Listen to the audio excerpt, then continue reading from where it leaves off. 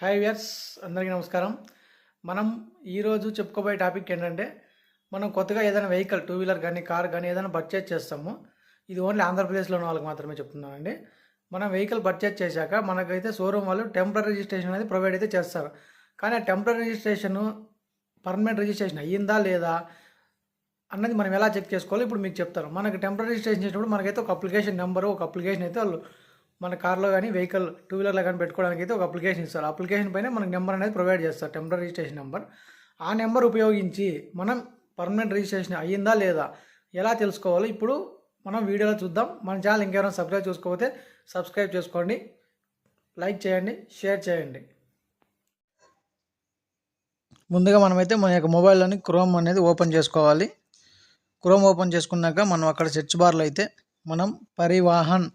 మనం పరివాహన్ అని సెర్చ్ బార్లో టైప్ చేసుకొని మనం సెర్చ్ చేయాలండి. సెర్చ్ చేశాక నెక్స్ట్ ఇలా వెహికల్ రిలేటెడ్ సర్వీస్ అనేది వస్తుంది.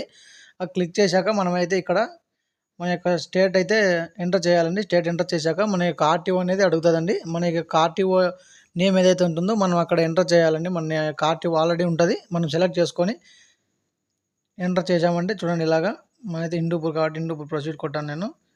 ప్రొసీడ్ కొట్టగానే నెక్స్ట్ మళ్ళీ మనకు వచ్చేసి ఈ ఆప్షన్ మళ్ళీ నెక్స్ట్ మనం ప్రొసీడ్ అనేసి ఇక్కడ టర్మ్స్ అండ్ కండిషన్స్ ఉంటాయండి, ఓకే కొట్టుకోవాలి. నెక్స్ట్ ప్రొసీడ్ పైన క్లిక్ చేసి ఇక్కడ మనకి 3 డాట్స్ ఉన్నాయి కదండి, లెఫ్ట్ సైడ్ 3 డాట్స్ ప్రెస్ చేసి లాస్ట్ ఉన్న ఆప్షన్ స్టేటస్లోకి వెళ్తే మనకైతే నో యువర్ అప్లికేషన్ స్టేటస్ అనేది వస్తుంది.